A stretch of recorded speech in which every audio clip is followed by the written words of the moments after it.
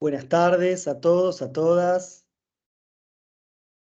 Les damos la bienvenida a este primer encuentro del taller de sensibilización en materia de desigualdad y violencias basadas en el género, que se ha organizado desde el Instituto de Estudios Judiciales junto con el equipo latinoamericano de Justicia y Género y la Dirección General de de Oficinas y Delegaciones de Mandamientos y Notificaciones de esta Suprema Corte. Enseguida vamos a dar comienzo a este primer encuentro que va a estar a cargo de Zoe Verón y de Maite Guerrero, mientras se van conectando el resto de las personas. Contarles que Zoe Verón es abogada por la Universidad de Buenos Aires y candidata a magíster en Derecho Internacional de los Derechos Humanos en la misma casa de estudios. Se especializa en Derechos Humanos de las Mujeres y Salud. Es responsable del área jurídica del equipo latinoamericano de Justicia y Género. Y Maite Guerrero es abogada, egresada de la Universidad de Buenos Aires, con orientación en Derecho Penal. Durante sus estudios realizó un intercambio académico en la Universidad de Texas en Austin, Estados Unidos, y formó parte del consejo de redacción de la revista Lecciones y Ensayos, donde se desempeñó como secretaria de redacción.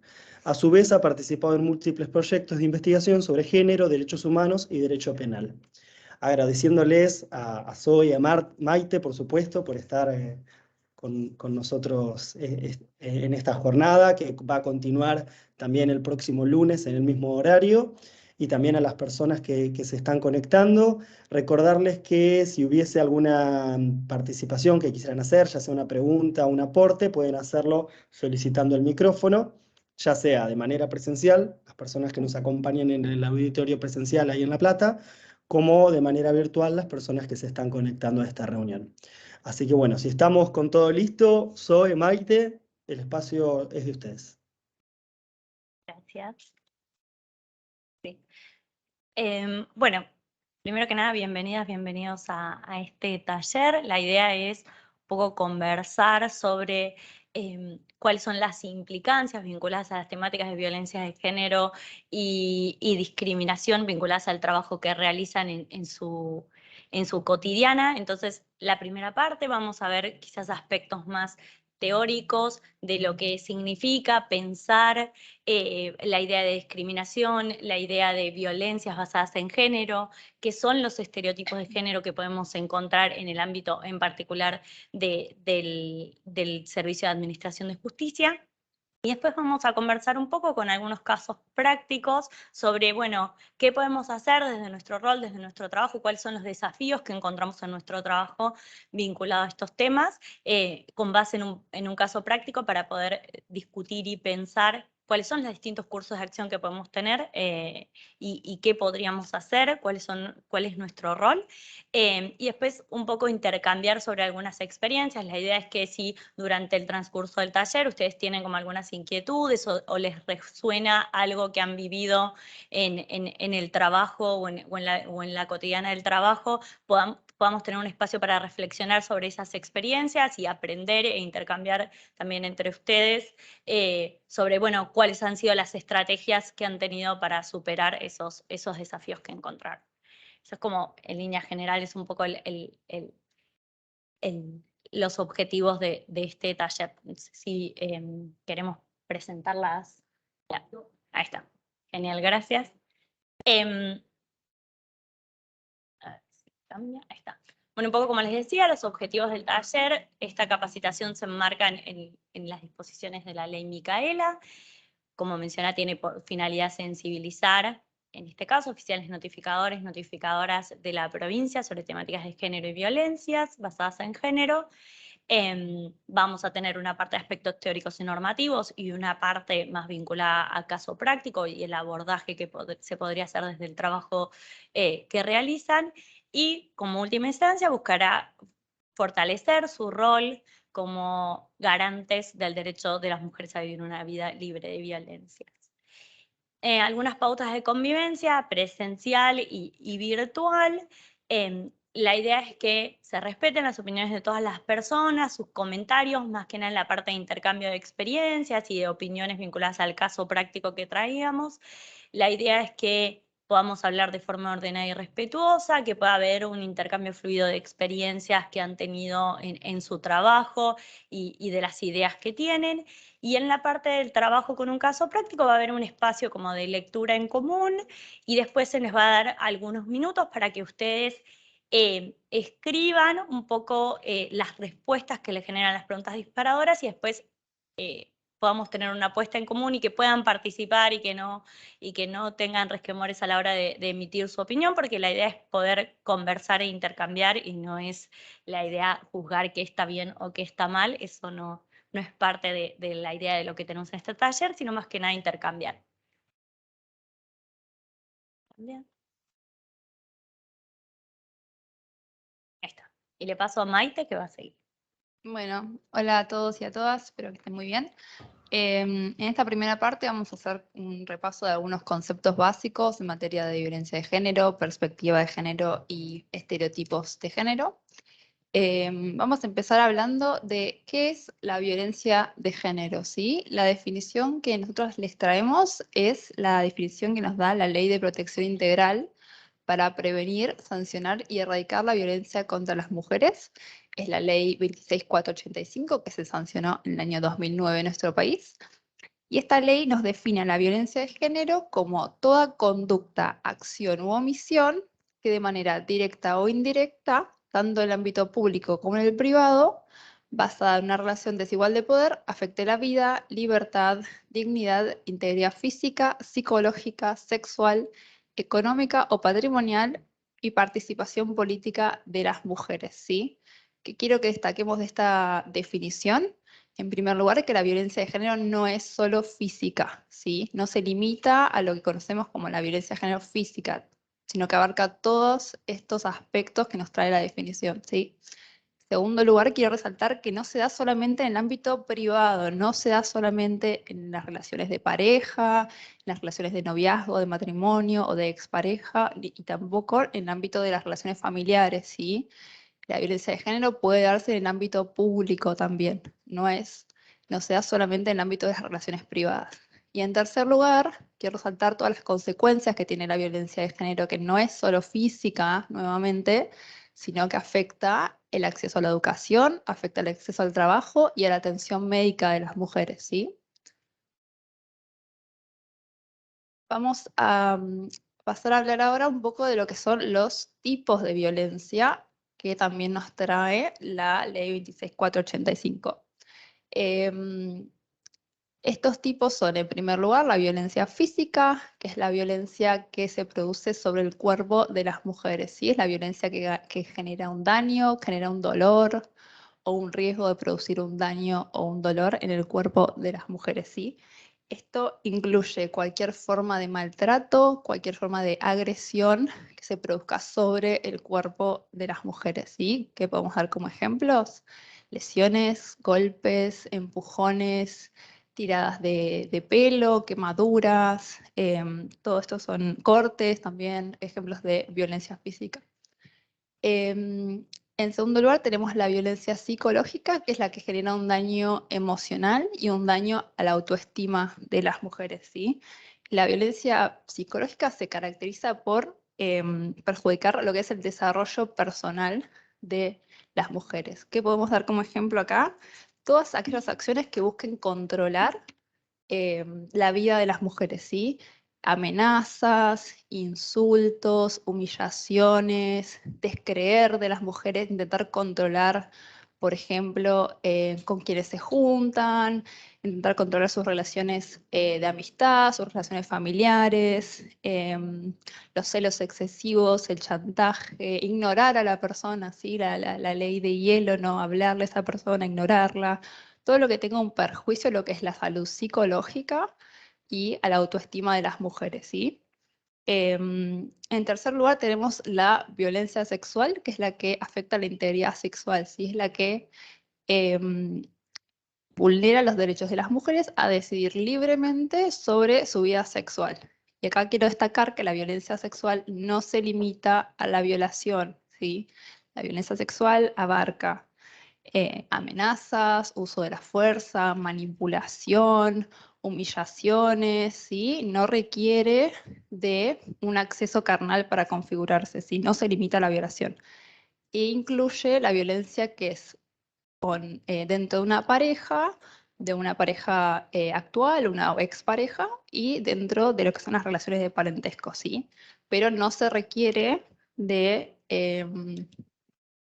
perdón, se me cambió la diapositiva. No se requiere de que haya convivencia con esta persona, ni tampoco una relación de pareja, ¿sí?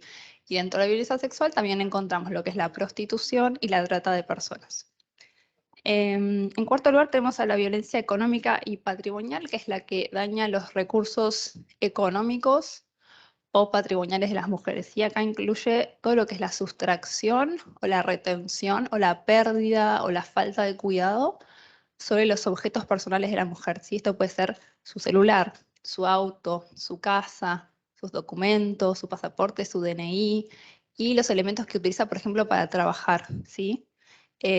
Todo lo que sea un obstáculo para que la mujer pueda disfrutar de sus objetos personales. Por ejemplo, no dejar que viva en su propia casa, no dejar que maneje su auto. También incluye todo lo que es el control sobre los recursos económicos, ¿sí? No dejar que la mujer utilice su dinero de la manera que ella quiere, controlar sus ingresos, controlar sus gastos, no dejarla decidir sobre sus recursos, ¿sí? También incluye dentro del ámbito del trabajo lo que es la diferencia salarial, ¿sí? Pagarle a las mujeres menos dinero por la misma tarea que a los hombres. Y también incluye no cumplir con el pago de la cuota alimentaria a los hijos y a las hijas.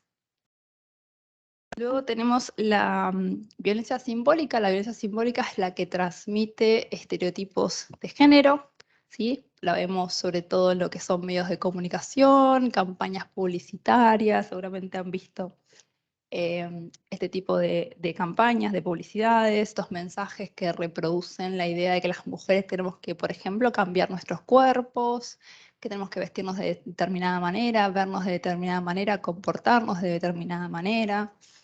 Esto incluye también lo que es el lenguaje sexista, los estereotipos en el lenguaje.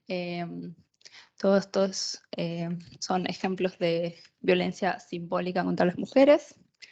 Y por último, la ley nos trae la violencia política, ¿sí? Que es la que afecta el desarrollo de la vida política de las mujeres. Todo lo que obstaculiza o restringe la posibilidad de las mujeres de participar en ámbitos políticos, ¿sí? Que podemos dar, por ejemplo, no cumplir con leyes de cupo, no cumplir con las leyes de paridad, no permitir que las mujeres accedan a puestos de poder en espacios políticos, pero también puede incluir no darle la palabra a las mujeres en reuniones, interrumpirlas, exigirles que se vistan o se comporten de determinada manera, aludir a su rol de madre. Todo esto son, bueno, ejemplos de lo que puede ser violencia política. Y acá les traje algunos ejemplos gráficos, pero no me están dando el...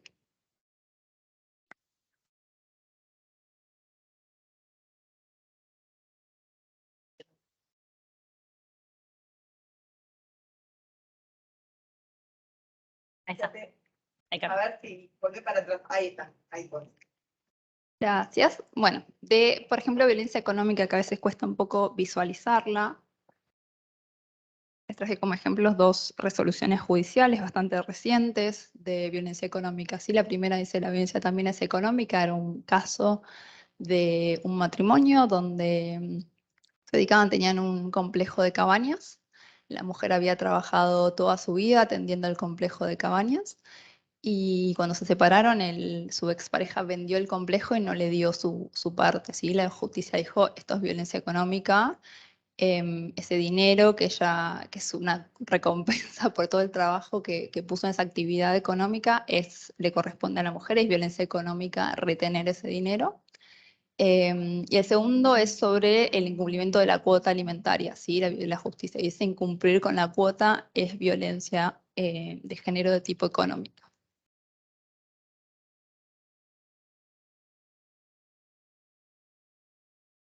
Después, en el caso de la violencia simbólica, también les traje dos ejemplos. primero seguramente lo habrán escuchado, es el caso de Melina Romero, ¿sí? Una fanática de los boliches que abandonó la secundaria. Esto es un caso de violencia simbólica contra las mujeres. Melina fue víctima de un femicidio y esta es la forma que se comunicó acerca de su vida privada, se indagó acerca de sobre sus hábitos, sobre su vida sexual. Acá vemos una foto de ella en una tapa de un diario con este título. Y en segundo lugar es el caso de una adolescente que es la hija de Máxima, que hablan en primera etapa. Ella es una chica que tiene 16 años, es menor de edad, y ponen una foto de su cuerpo diciendo que, bueno, luce con orgullo su luz plus size, ¿no? Bueno, acá también vemos un caso de violencia simbólica, en este caso contra niñas y adolescentes.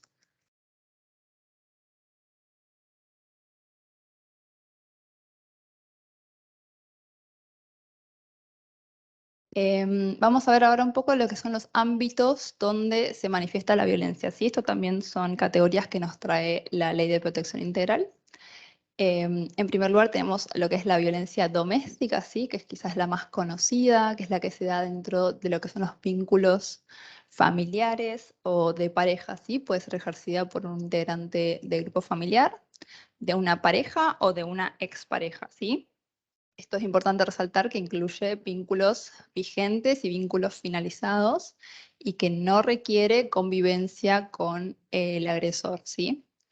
En segundo lugar, tenemos lo que es la violencia institucional, que es la ejercida por instituciones públicas o de interés público. Aquí entra todo lo que son instituciones del Estado, organismos estatales, funcionarios públicos, y también incluye lo que son partidos políticos, sindicatos, asociaciones deportivas, ¿sí? Clubes deportivos y asociaciones de la sociedad civil. En tercer lugar, tenemos la violencia laboral, que es la que se da en el ámbito del trabajo y es la que restringe la posibilidad de las mujeres de acceder a puestos de trabajo y de permanecer en ellos, ¿sí? Esto, por ejemplo, puede incluir exigir ciertos requisitos por ejemplo, de cómo deben verse las mujeres para acceder a un trabajo, exigir test de embarazo, indagar sobre la vida laboral, indagar sobre la cantidad de hijos que tienen las mujeres. Esto es violencia laboral. Y también es importante resaltar que se puede dar dentro del ámbito del empleo público y el ámbito privado, ¿sí? También incluye lo que hemos mencionado antes, igual la discriminación salarial, ¿no? Pagar diferente a las mujeres por el mismo trabajo. Y también incluye todo lo que es hostigamiento dentro del ámbito del trabajo, ¿sí? Hostigar a una trabajadora para lograr, por ejemplo, que renuncie. Luego tenemos lo que es la libertad la violencia contra la libertad reproductiva, que es la que afecta a la decisión de ejercer o no la maternidad, ¿sí? Es la que afecta a la decisión de decidir sobre cantidad de embarazos o lapso entre embarazos, ¿sí? Acá podemos mencionar también lo que es el acceso al aborto, el acceso a métodos anticonceptivos, el acceso a ligaduras tubarias. Todo esto son ejemplos de lo que puede ser un caso de violencia contra la libertad reproductiva. Luego tenemos lo que es la violencia obstétrica, que es la violencia que es ejercida por los miembros del personal de salud sobre el cuerpo de las mujeres y sus procesos reproductivos. Nosotros tenemos en la Argentina la ley de parto respetado. Y, por ejemplo, la violencia obstétrica incluye todo lo que son tratos deshumanizados, no dar información a la persona, que no se tenga en consideración los deseos de una mujer durante el embarazo, luego del embarazo y antes del embarazo, por ejemplo, el abuso de medicamentos, no dejar entrar acompañantes a la sala de parto, bueno, todas estas conductas que están descritas en la ley de parto respetado. Y luego tenemos lo que es violencia mediática, que es la que es ejercida por los medios masivos de comunicación, ¿sí? Son la publicación o la difusión de imágenes que reproducen estereotipos de género, o que, por ejemplo, difusión no consentida de imágenes de mujeres, que promueven la explotación de las mujeres, que afectan su dignidad. Incluye lo que es, por ejemplo, la utilización de mensajes o de imágenes de mujeres, de niñas o de adolescentes de tipo pornográfico en los medios de comunicación, ¿sí? Luego tenemos lo que es la violencia en el espacio público, ¿sí? La violencia en el espacio público es la que se da en espacios públicos o de acceso público. Esto es el famoso acoso callejero, ¿sí? Cuando las mujeres tenemos que cambiar nuestras conductas en el espacio público, por ejemplo, nos tenemos que bajar del subte, nos tenemos que bajar del colectivo, cambiar nuestro recorrido para volver a nuestra casa, tenemos que irnos antes de algunos lugares por el temor que nos produce transitar por el espacio público, ¿sí? Esto incluye todo lo que son conductas, expresiones y gestos con connotación sexual hacia las mujeres en espacios públicos. Y por último, tenemos lo que es la violencia pública política contra las mujeres, que es la que impide el desarrollo de la vida política o de acceso a cargos políticos de las mujeres en las mismas condiciones que los varones, ¿sí? Es todo lo que es tendiente a desalentar que las mujeres participen de espacios público-políticos, ¿sí? También puede darse dentro del ámbito del Estado, de partidos políticos, de sindicatos, inclusive en recintos de votación.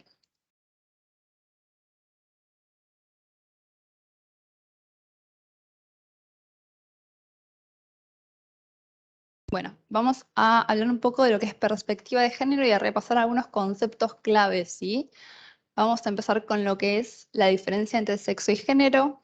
El sexo está determinado por criterios biológicos y acá es importante destacar que estos criterios biológicos no se limitan a los genitales, ¿sí? Los criterios biológicos incluyen hormonas, incluyen aparato reproductor, incluyen cromosomas, además de los genitales externos. Y el género es lo que está culturalmente construido e interpretado, ¿sí? Como sabemos, en la sociedad, ser hombre o mujer trae determinadas características que son construcciones culturales en cuanto a lo que es lo que se considera masculino o lo que se considera femenino dentro de una sociedad en un determinado momento de la historia, porque como sabemos, las concepciones de género van cambiando a través de la historia. Entonces el género se refiere a todas las características y cualidades que entendemos son propias de los hombres o son propias de las mujeres, ¿sí? Lo que diferencia lo masculino de lo femenino, ¿sí? Esto por general se nos es transmitido como si fuese algo natural, pero el género es algo que vamos adquiriendo, vamos interiorizando a través de nuestra vida, ¿sí? Y estas expectativas o estos preconceptos de lo que significa ser de un género u otro, o cómo deben actuar las mujeres, cómo deben actuar los varones, se denominan estereotipos de género. Bueno, los estereotipos por lo general los podemos entender como una forma de categorización social, ¿sí? Que puede facilitar nuestras interacciones con las personas. Pero lo que caracteriza a los estereotipos de género específicamente son esto, que le dan características y roles a cada género. Y lo que tienen es que ubican a los hombres en una posición de dominación y a las mujeres en una posición de subordinación, ¿sí? ¿Cuándo pueden ser problemáticos? Cuando, por ejemplo, niegan un derecho a un beneficio, ¿sí? Si nosotros entendemos que las mujeres tienen menos capacidades intelectuales que los hombres, esto va a repercutir directamente en las posibilidades que tienen las mujeres de acceder al mercado laboral, ¿sí? Cuando imponen una carga, si nosotros entendemos que las mujeres son más cooperativas y más serviciales, entonces las tareas de cuidado y las tareas del ámbito doméstico van a recaer sobre las mujeres imponiéndoles una carga que es injusta, que los hombres no tienen, ¿sí? Y por último, cuando marginan a las personas o vulneran su dignidad, ¿sí? Si nosotros entendemos que, por ejemplo, las mujeres sufrimos de cambios hormonales todos los meses que nos vuelven débiles y nos vuelven inestables, esto va a afectar, por ejemplo, nuestro acceso a una atención médica de calidad. Bueno, acá pueden ver algunos ejemplos de estereotipos de género, está muy chiquito, así que no sé si ustedes lo pueden leer, pero bueno, son algunos ejemplos para ir también profundizando lo que son estereotipos de género. Los que vemos acá son estereotipos de que prescriben un poco cuáles son las características que por general se atribuyen a los varones y por general se atribuyen a las mujeres. Por ejemplo, Ahí se ven un poco más. Bueno, por ejemplo, tenemos los hombres que son biológicamente superiores, ¿no? Física y mentalmente, que las mujeres son calmadas, que son pasivas y sumisas, que los hombres son valientes, que son activos, que tienen, por ejemplo, aptitudes para el trabajo físico, mientras las mujeres tienen aptitudes para el trabajo manual, ¿sí? Bueno, seguramente estos estereotipos ya los han escuchado alguna vez, y lo que es importante resaltar es que estos estereotipos limitan las oportunidades y las expectativas y los planes de vida de las mujeres, ¿sí? Y reproducen un orden social donde las mujeres persisten en un plano de desigualdad frente a los varones, ¿sí? Ahora, lo que es en el ámbito de la justicia, ¿sí? Como sabemos, el derecho es un producto de la cultura masculina, y por lo general las leyes son aplicadas e interpretadas mayoritariamente por varones, ¿sí? La gran mayoría de los jueces en nuestro país son varones y como sabrán, por ejemplo, toda nuestra Corte Suprema de Justicia está conformada por varones y no hay mujeres. Entonces, por lo general, su punto de vista excluye al de las mujeres, ¿sí? Entonces, las sentencias judiciales muchas veces reproducen estos estereotipos de género, como por ejemplo la buena víctima, ¿no? ¿Qué conductas se esperan de una buena víctima? Y acá nos podemos remitir a lo que habíamos visto sobre el caso de Melina Romero, ¿no? Ella no era una buena víctima porque había dejado el secundario y iba a boliches, ¿sí? La mujer fabuladora, la mujer que se inventa cosas para intentar perjudicar a su pareja, a su expareja, ¿sí? La mala madre, la madre que todo lo deja por sus hijos, la madre abnegada. Estos estereotipos también pueden impactar en lo que es la criminalización de las mujeres, ¿sí? Tienen por lo general un tratamiento discriminatorio, afectan sus derechos fundamentales y sus garantías constitucionales. Para hablar un poco de estereotipos de género en la justicia, les traje el caso de Lucía Pérez. Lucía era una adolescente de 16 años que vivía en la ciudad de Mar del Plata. En el año 2016, perdón, Lucía fue violada y fue asesinada por dos personas de 41 años y 23 años que la recogieron de su casa, abusaron de ella, le suministraron drogas y la abandonaron sin vida en un hospital. Los dos imputados por el juicio de Lucía fueron absueltos con argumentos en la sentencia que estuvieron plagados de estereotipos de género y conjeturas sobre la vida privada de Lucía. Por ejemplo, se tomó en consideración su experiencia sexual previa, su carácter y el hecho de que ella consumía drogas, ¿sí? Acá tenemos dos extractos de la sentencia del caso de Lucía Pérez, y podemos ver que dice, tenía más de 20 faltas en el colegio por haberse quedado consumiendo estupefacientes y tenía relaciones con todos aquellos que le gustaban. Y después se preguntan, ¿era Lucía una adolescente que podía ser fácilmente sometida a mantener relaciones sexuales sin su consentimiento? Bueno, acá vemos claramente estereotipos de género que afectaron en este caso que se hiciera justicia por el caso de Lucía, ¿sí? Bueno, igual en año 2020 el Tribunal de Casación Penal de la Provincia de Buenos Aires anuló esta absolución y ordenó que se realice un nuevo juicio. Y se señaló también en la sentencia los prejuicios y las suposiciones basadas en estereotipos de género que tuvo la absolución.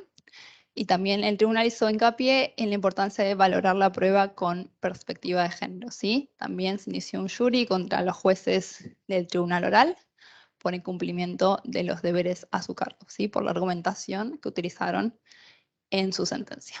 Entonces,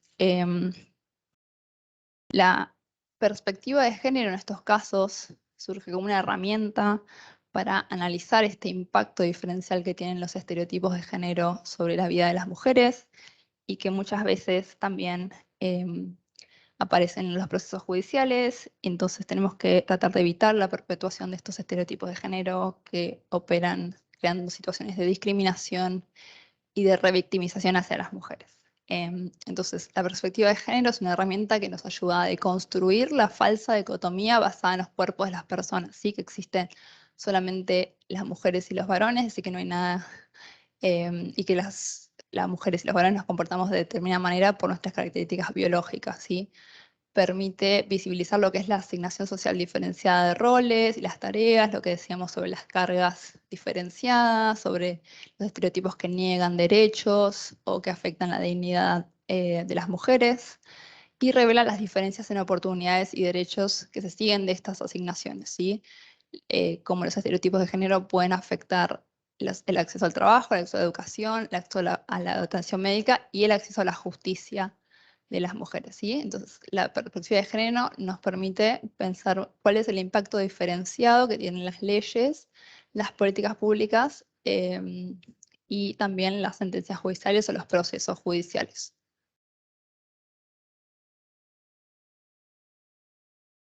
Bueno, vamos a pasar a hablar un poco de lo que es el marco normativo vigente en nuestro país en cuanto a la violencia de género. Ya habíamos mencionado lo que es la ley 26485, que es la ley de protección integral. En el ámbito de la provincia de Buenos Aires cuentan con la ley 12.569, que es la ley de violencia familiar.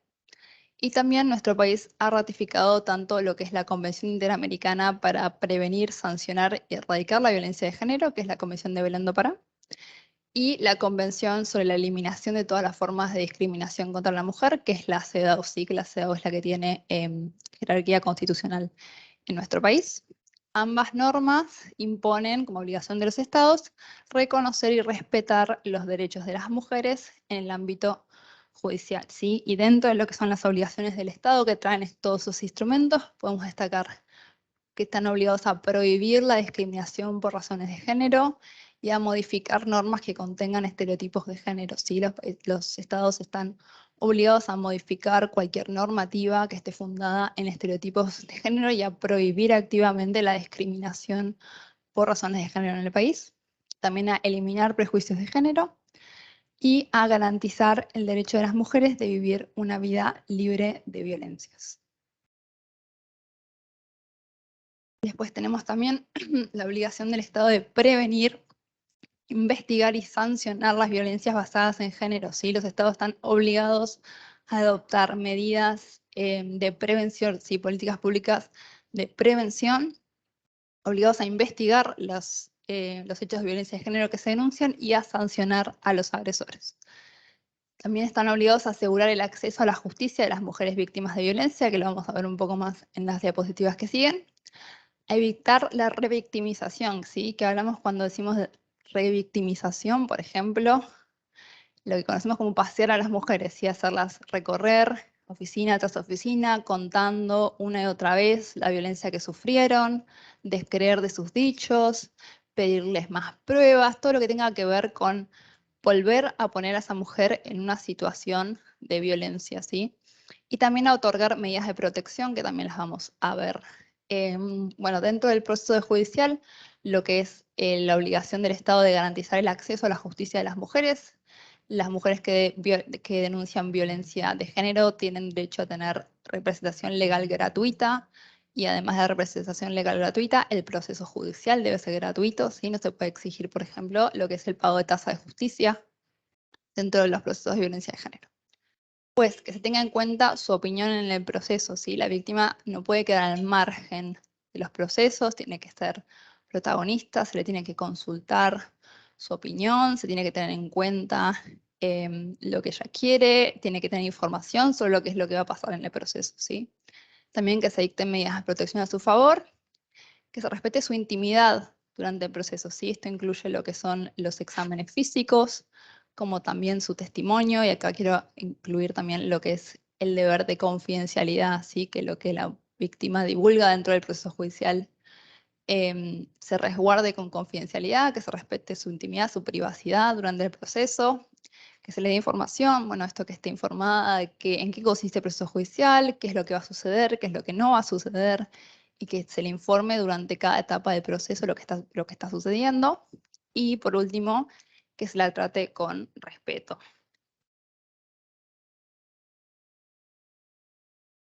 Dentro de lo que son las medidas de protección en el marco del proceso judicial, la víctima, por ejemplo, tiene derecho a que se prohíba al agresor acercarse a su casa o a su trabajo, ¿sí? Esta es la famosa medida de no acercamiento.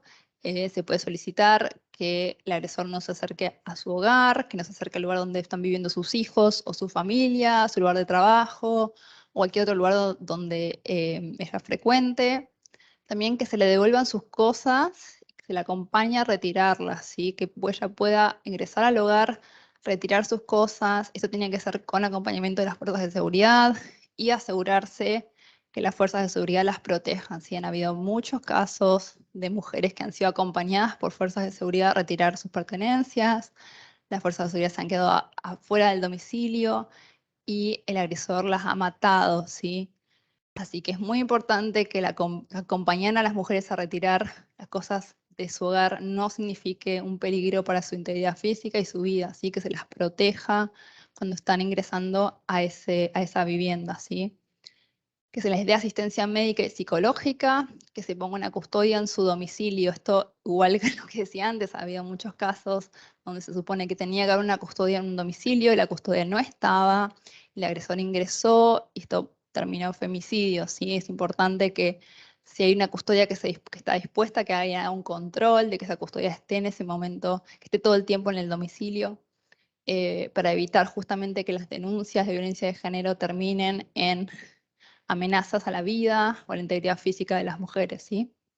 También que se les prohíba al agresor vender las cosas de ambos, esto es muy común ante una denuncia de violencia de género. Si el agresor intenta, por ejemplo, vender el auto de la mujer, vender la casa, como forma de alguna manera, como de vengarse por la denuncia, entonces se le puede prohibir que, por ejemplo, venda o se deshaga de las cosas de ambos, que se le prohíba comprar o tener armas, también en el caso de que el denunciado sea miembro de la fuerza de seguridad, que se le retenga su arma reglamentaria, se le prohíba adquirir armas y también si sabemos que ese agresor tiene en su casa armas de fuego, se puede pedir el secuestro, ¿sí? Que se le secuestren esas armas para que justamente la denuncia no implique una amenaza a la vida de las mujeres que se animan a denunciar, ¿sí? También que se expulse al agresor del hogar, ¿sí? La famosa expulsión del hogar, que la fuerza de seguridad se escolte, digamos, al agresor fuera del hogar. Esto por lo general se da en casos de que haya niños, niñas. Y por último, que se suspenda el régimen de visitas a los hijos y a las hijas. En cuanto a lo que son las notificaciones en caso de medidas de protección,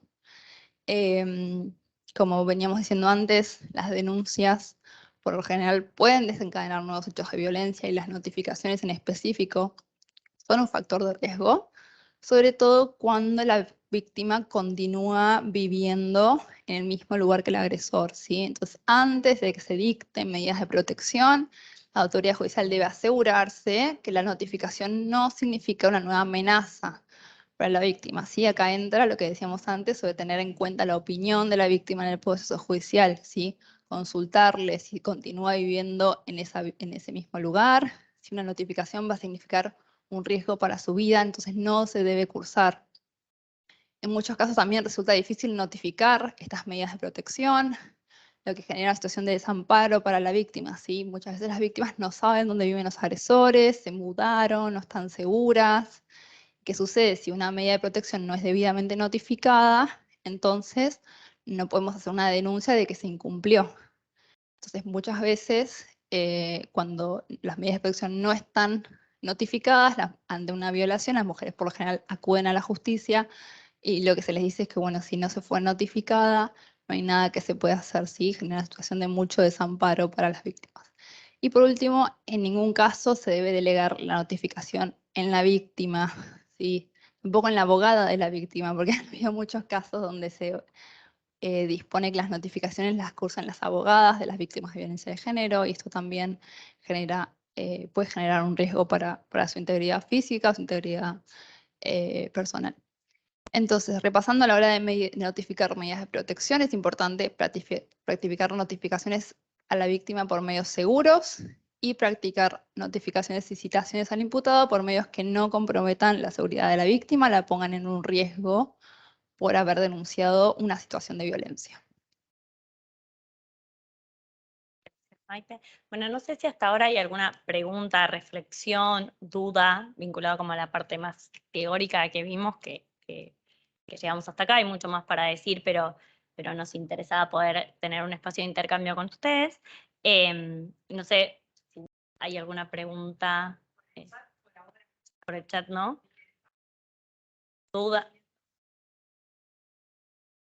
Dale, bueno, cualquier cosa pueden escribir en el chat. La idea es que sea un intercambio y nosotras podamos estar acá para resolver algunas dudas que tengan o consultas o algunas reflexiones de algo que han vivido. Vamos a tener un espacio para intercambiar sobre como experiencias concretas a la hora de notificar, pero quizás si hay alguna duda de lo que Maite estuvo relatando, pueden ir escribiendo en el chat y los vamos respondiendo. Bueno, un poco, nosotros lo que trajimos fue un caso práctico para pensar el rol de quienes notifican a la hora de ser garantes o de avanzar en garantizar una vida sin violencias para las mujeres. Así que quizás este caso práctico para ustedes sea algo que hayan vivido, quizás no, pero bueno, lo conversaremos en algún momento. El caso es, usted se encuentra realizando su recorrido una mañana y concurre a un domicilio a notificar una resolución judicial. Cuando tocan el timbre, un hombre le saluda amablemente, confirma su identidad y le avisa que viene a notificarlo de una resolución judicial y le entrega la documentación correspondiente. Al tomar los papeles, la actitud del hombre cambia por completo y se muestra muy agresivo. Usted puede observar dentro del domicilio que una mujer se asoma nerviosa y que también hay 2 niños pequeños en la vivienda. Inmediatamente el hombre comienza a gritar violentamente a la mujer: me querés echar de mi casa, vas a dejar al padre de tus hijos en la calle, sos una pésima madre, te vas a arrepentir de haberme denunciado, ya vas a ver, vas a aparecer en una zanja. Y seguidamente agarra a la mujer fuertemente el brazo y continúa gritando y amenazándola. Discusiones y reflexiones sobre el caso, que es algo que nos gustaría que trabajen, les vamos a dar unos minutos y que lo puedan escribir, porque eso muchas veces ayuda a organizar las ideas y después podamos conversar. Las preguntas que tenemos para hacerle con relación a este caso, que quizás han vivido alguna vez, es ¿qué opinión les merece el caso? Si consideran correcta la forma de notificación que emitió el juzgado, de qué otras maneras se podría haber notificado la resolución de exclusión del hogar, que digamos, luego de los hechos entendemos que es una resolución de exclusión del hogar, pero no necesariamente quien notificó sabía lo que estaban notificando.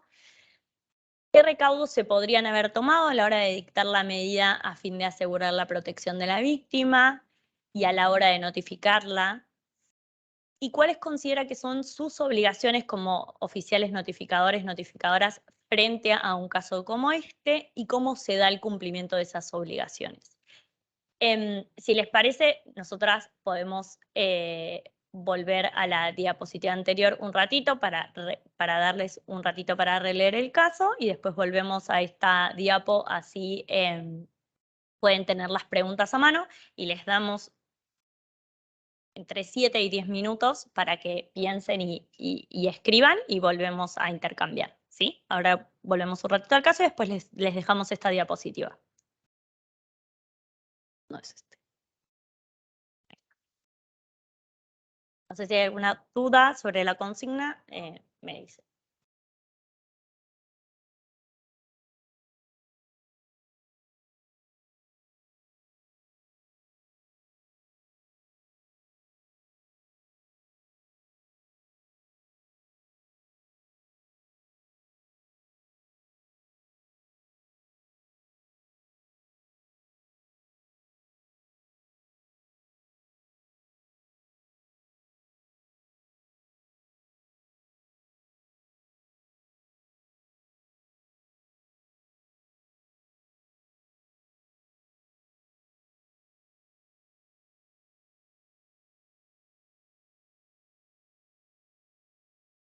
Sí.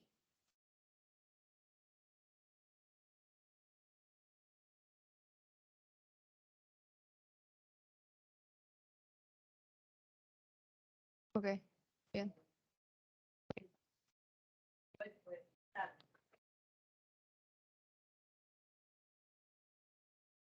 Está bien. Bueno, para todas las que están, la compañera preguntaba que en el caso concreto no se sabía bien que se estaba notificando, pero que en los hechos ustedes sí saben que están notificando. Por eso, nosotras lo dejamos abierto en el caso de que podía ser o no que sepan lo que estaban notificando. Lo que sí es que al desencadenarse los hechos y decir me querés sacar de la casa, claramente se sobreentiende que era una medida de exclusión del hogar. Pero bueno, también eso es para conversar, si siempre saben lo que están notificando o no, si tienen esos recaudos, digamos, qué recaudos hay. La idea es un poco conversar sobre eso. Consignas tan bárbaras. Bueno, si quieren pasamos a la diapo donde están las preguntas. Ahí ya tenemos algunos comentarios, te los voy leyendo a medida que siguen pensando, o querés que cuando terminen. Si hay reflexiones sobre las preguntas, si quieren lo dejamos para... uy, no pasa. Que el destinatario de la cédula se dirige a la persona que lo quiere excluir o que le notifican experimental, lo recibe esa misma violencia el oficial que lo va a notificar. Y ellos son solamente un instrumento de comunicación de una resolución. Sí, lo sabemos y es algo que hemos intercambiado un poco cuando pensábamos en este taller. Así que si quieren, ahora la idea es pensar un poco en el caso, pero después va a haber un espacio de intercambio sobre experiencias de trabajo y ahí estaría bueno que conversemos sobre esas, digamos, cuando la violencia... Una cosa es cuando uno ve un acto de violencia basada en género contra la víctima que estaba notificando o que se da en el marco de esa notificación o que genera esa notificación, y después podemos conversar sobre la propia violencia que... Claro.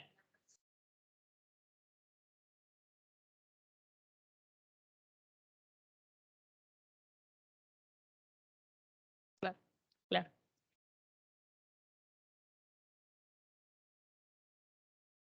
Sí. Bueno, si quieren pasamos a las preguntas. No me está Está dejando... pidiendo la palabra María Claudia.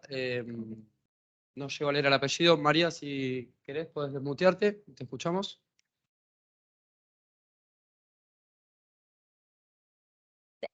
Yo ahí voy a hacer una aclaración. ¿Se escucha? Sí. ¿Se escucha?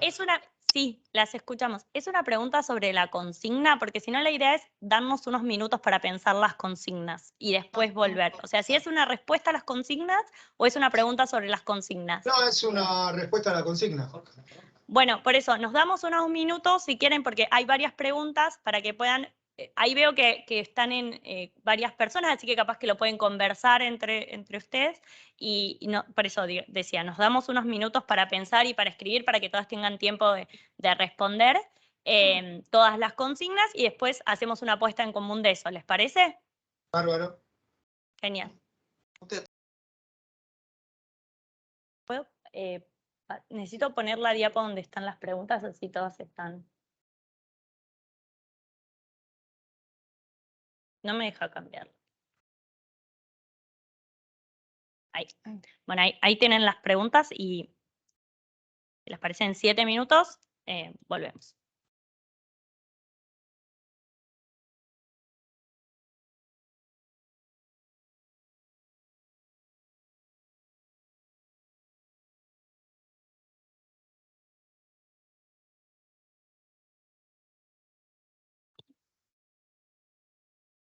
Bueno, si les parece, vamos volviendo. Podemos sacar las diapos ya, así vemos a los participantes y los participantes. Y ahí sí, alguien ya había pedido la palabra, así que le podemos dar la palabra primero para empezar con lo que le generaron estas preguntas disparadoras. Si quieren, en cada intervención pueden contestar como... las distintas preguntas en términos generales y la idea es que podamos conversar todas y que todas podamos participar de la conversación. Digamos, veo que hay varias manos levantadas, pero si les parece les damos primero quienes habían pedido la palabra antes, que acá no estoy viendo el nombre, pero sé que eran algunas personas que están juntas en grupo.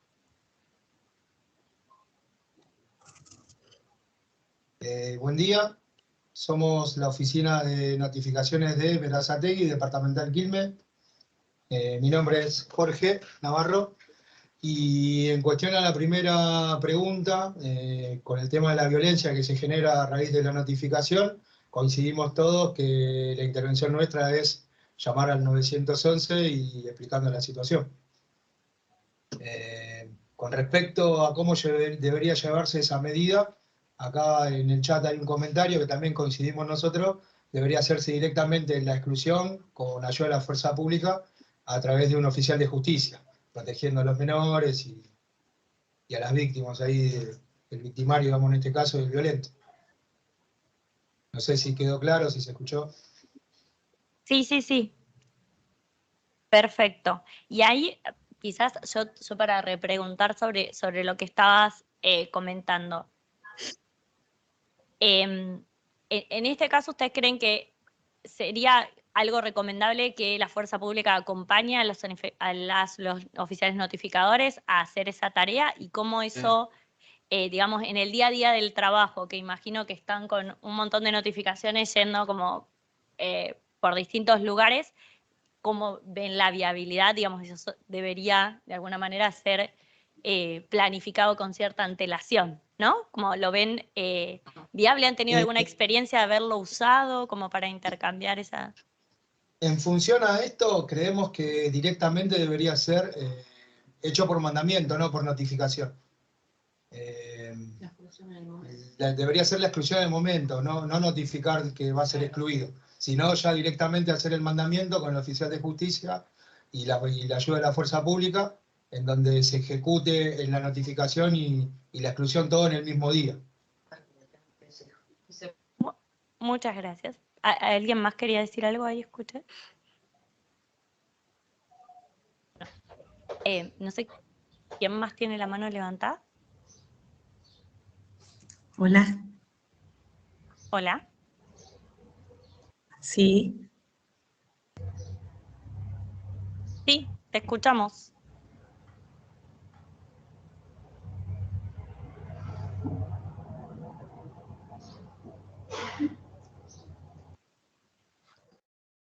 María Natalia, gracias, porque de acá no leo bien.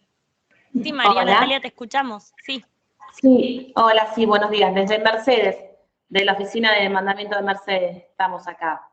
Hola. En principio, para contarle 2 episodios que han pasado acá, de hecho, una de las oficiales mujer que tengo, oficial de justicia, que también está en este taller, en la primer cédula que va a realizar a un cuartel que es en el campo, queda detenida, digamos, retenida con la persona a notificar bajo un arma de fuego. Es amenazada y la mete dentro de la propiedad. Cuando logran avisarme, se le da intervención a la comisaría de Gowland, que era por la jurisdicción, y después, bueno, se pudo manejar y pudo salir, digamos, no recuerdo cuánto tiempo estuvo retenida, pero después pudo salir de ilesa, que es lo que realmente importa.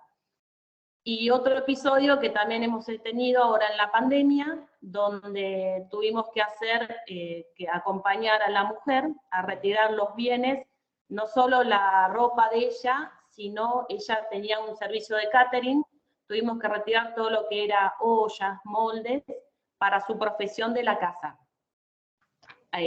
Lo ordenó el juzgado de familia de Mercedes, tuvimos que concurrir en los primeros tiempos de la pandemia, y también, si bien estábamos con policía, era un tema de que se vivían amenazando en los cruces, tanto el hombre como la mujer. Entonces teníamos que andar separando, dividiendo, respetando un listado que nos había dado el juzgado de familia, todo lo que teníamos que retirar de la propiedad. Previo a hablar, yo acompañé al oficial de justicia para poder que se lleve adelante la medida de la forma más pacífica dentro de todo, pero pudo ser exitosa la medida. Y en base a este caso puntual, lo hablamos acá con los oficiales que tengo en la oficina, y coincidimos con lo que opinaba la oficina de Berazategui.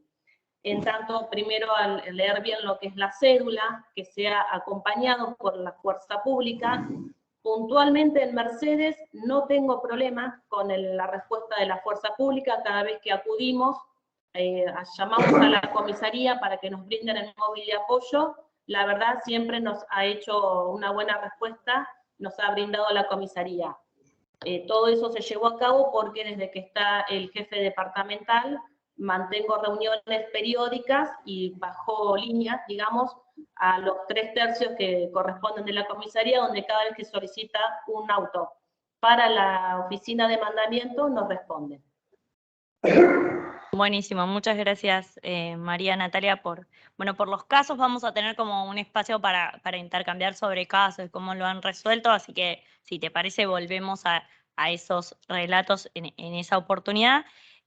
Respecto a lo que decías de compartir lo que habían comentado los compañeros, las compañeras de Berazategui, es interesante ver, cómo los diálogos, si se quiere, con la fuerza de seguridad o haber aceitado esos mecanismos ayuda a poder hacer la notificación de la manera o librar el mandamiento de la manera en que sea más seguro tanto para ustedes como para las mujeres que están en los distintos territorios.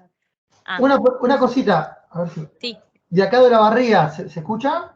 Hola, sí. Hola, ¿qué tal? Buen día. ¿Qué tal? Nosotros por ahí tenemos para agregar a lo que dijeron los compañeros, que en caso de que se realice el mandamiento de exclusión, sería interesante que el juzgado se comunique previamente con la víctima, porque el turno ya está acordado previamente, para que la víctima ese día no se encuentre en el domicilio, ni eventualmente alguno de los, si tuviera hijos, y se pueda realizar la medida así, y evitando toda esa situación de violencia, porque como ya el turno está preasignado previamente, se puede juzgado comunicar con la víctima por vía telefónica, WhatsApp, etcétera, y evitar que la víctima esté en ese momento y la persona pueda dañarla, porque más allá de todo, si la persona que se va a excluir ve que llegó la policía y todo, ya sabe que se viene eso y por ahí puede agredir a la víctima. Entonces sería como una medida de prevención. Por otro lado, nosotros consideramos que en ese caso la medida de exclusión debería realizarla directamente la policía, porque por ahí ellos tienen otras herramientas que nosotros no manejamos, más que efectivizar la medida de juzgado, ¿sí? Y es también una protección nuestra. Más o menos ahí complementando lo que dijeron los chicos y una propuesta a esa respuesta, ¿no? Gracias. Gracias. Me parece como súper interesante la reflexión de la notificación a las víctimas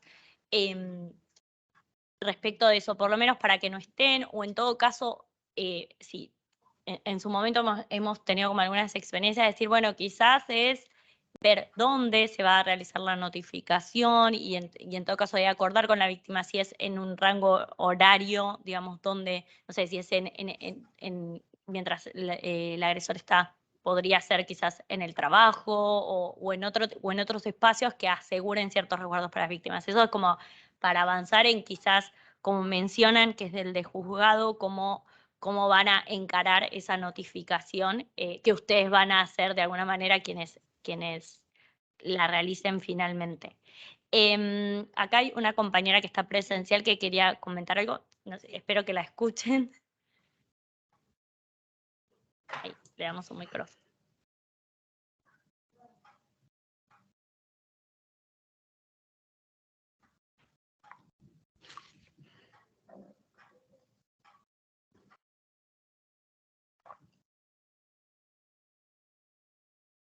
¿Ahora sí? Sí.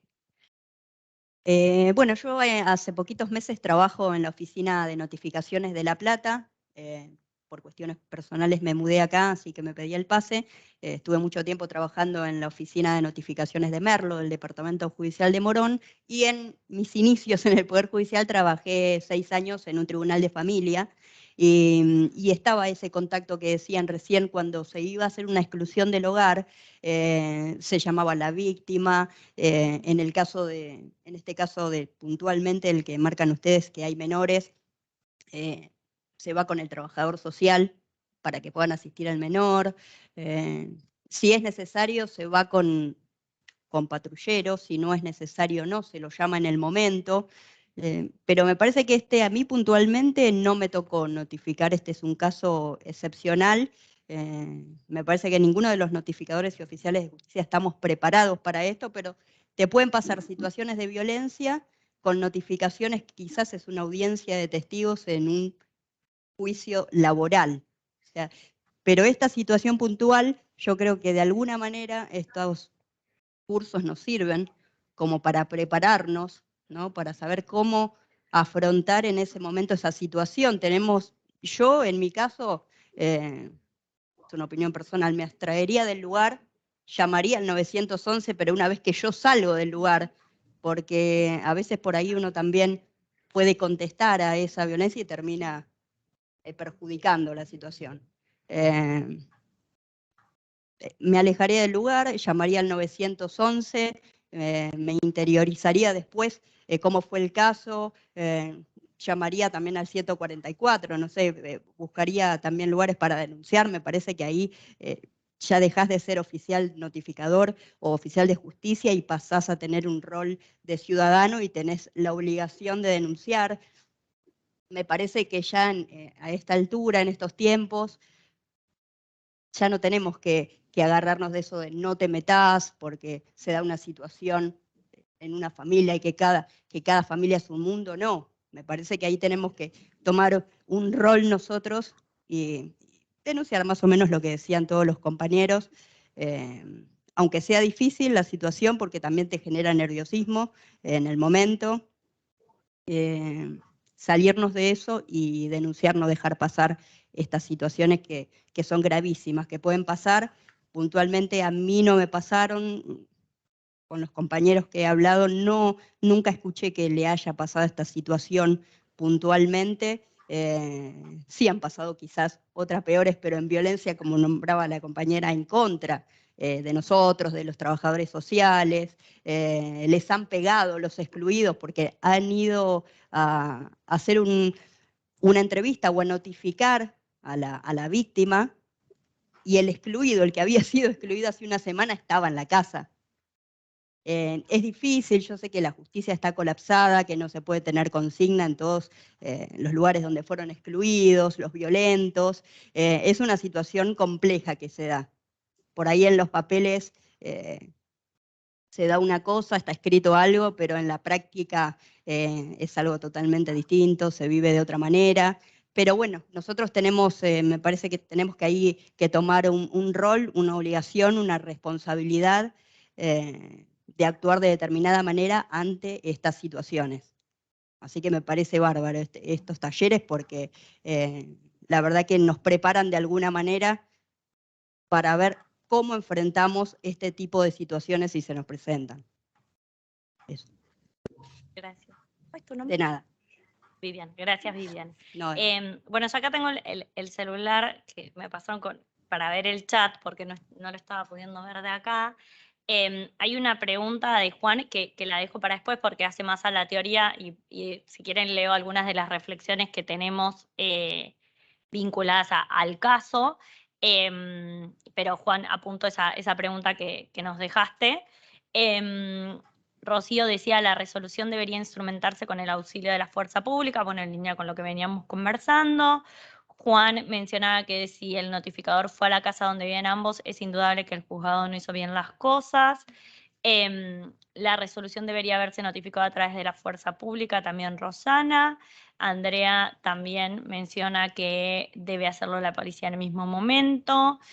Gabriela, en realidad el juzgado debe acordar con la víctima en qué horario se encuentra el agresor para que ella no se encuentre en el domicilio y normalmente debería cursarse con el auxilio de la fuerza pública, bueno, en línea con lo que conversamos y también de pensar, bueno, dónde podría notificarse, que quizás no sea el hogar común, si hay niños, niñas, etcétera, como ahí habría que pensarlo. Juan decía, según lo que manifiesta Rosana y Rocío, a veces es más violento ir con la fuerza pública. Puede ser, es un buen punto, digamos, también. Algunas veces aumenta el riesgo de ir con la fuerza pública, pero a la vez, ¿cuánto se puede, digamos, desde el trabajo que ustedes realizan, pueden hacer digamos, ese análisis de riesgo? Digamos, quizás las herramientas con las que cuentan para hacerlo no sean las óptimas como para poder hacer análisis de riesgo, decidir con la fuerza pública o no es lo mejor. Quizás eso es algo para conversar o generar algún tipo de lineamientos en conjunto con los juzgados para ver, bueno, qué tipo de información ustedes necesitan para poder evaluar si el caso amerita o no fuerza policial y también, digamos, cuál es el límite de eso que pueden hacer, digamos. Y eso creo que va en línea con la pregunta de cuáles creen que son sus obligaciones, hasta dónde y cómo creen que cumplen con esas obligaciones. Así que les dejo esas preguntas disparadoras por si alguien más quiere tomar la palabra mientras sigo leyendo. La notificación la tendría que haber realizado el notificador junto con la policía y separar a la víctima a fin de que no se reiteren situaciones de violencia al momento de la notificación. Seguimos en línea con el tema de la fuerza pública. Estamos con dificultades para el ingreso. Uy, para que se me pasó. Estamos con dificultades para el ingreso desde los dispositivos. Estamos presenciando el curso de la licencia, de algunas licencias. En realidad se hace directamente el mandamiento de exclusión, siempre protegiendo a la víctima y menores si hay y acompañados por la policía. Buenísimo. Debe coordinarse con la víctima del caso. Hugo dice, debe coordinarse con la víctima del caso, concurrir cuando la víctima no está con la fuerza pública, en su caso citar al agresor y juzgado a notificarlo, y la obligación es siempre resguardar a la víctima. Seguimos en línea con, bueno, ver quizás estas alternativas que tiene que ver con un diálogo muy fluido entre la oficina de notificación, el juzgado y la víctima, ¿no? Como las descoordinaciones por lo general pueden generar este tipo de situaciones que vemos acá. Uy, ya se me pasó. El violento cuando ve a la policía se pone más violento, la fuerza policial tendría que ser usada en casos extremos, dice Juan, en línea con lo que estábamos conversando. Durante toda la tarde de un viernes estuve secuestrada en esto que cuenta mi jefa. Ok, Malena, vos fuiste como quien estuvo en ese caso que comentaba María Natalia. Ahora si quieren después vamos como a casos individuales que nos parece interesante como pensar cómo se podrían como prevenir esas situaciones. Marta dice, sería importante que se articule con servicio local y área de la mujer a fin de que intervenga en el momento de la notificación previamente, acordando con la víctima, que se albergue en la casa de un familiar o institución en caso de contar con refugio en la localidad. Frente a eso que dice Marta, bueno, y María Natalia dice, debe realizarse un protocolo de actuación para las oficinas de mandamientos. Sí, creo que eso va en línea con lo que decíamos recién, ¿no? Quizás es pensar algunos lineamientos de diálogo de cómo se va a articular esa conversación entre el juzgado, la víctima y la oficina de mandamientos. En línea con lo que decía Marta, esos son para los casos en que las medidas de protección significan como resguardo por el nivel de riesgo, cierto, que se tienen que tomar algunas decisiones para el resguardo de la vida y la integridad física de esas mujeres, en las que se decide como que vayan a algún refugio o se articule con algún dispositivo de esos.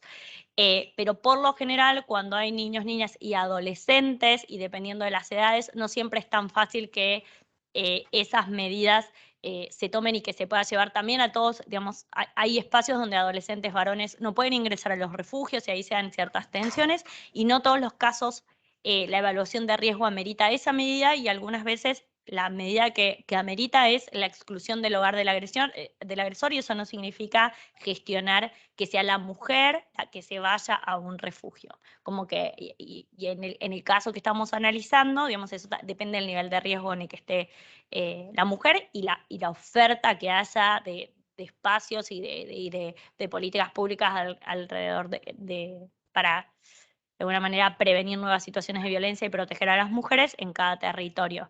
En el caso que estamos comentando, es un caso en el que se notifica una medida de exclusión del hogar para el agresor y no es un caso en el que se resguarda a la mujer en algún refugio porque hay un alto riesgo de peligro para la integridad física o la vida de esa mujer, ¿no? Que es por lo general en los casos en los que se da acceso a refugios para mujeres. Y no sé si alguien más pidió la palabra o veo que en el chat no lo único que nos queda pendiente es la pregunta que había hecho Juan más arriba, pero sí, no sé si hay algún comentario vinculado al caso. Veo que hay manos levantadas, ¿no?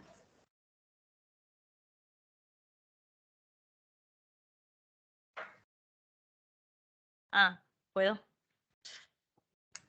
Ya. Te cuento aquí, mi nombre es Malena. Soy de Hola, la Malena. ¿Cómo estás? Soy de la oficina de mandamientos de Mercedes, tal como dijo mi jefa, fue toda una tarde secuestrada en un campo.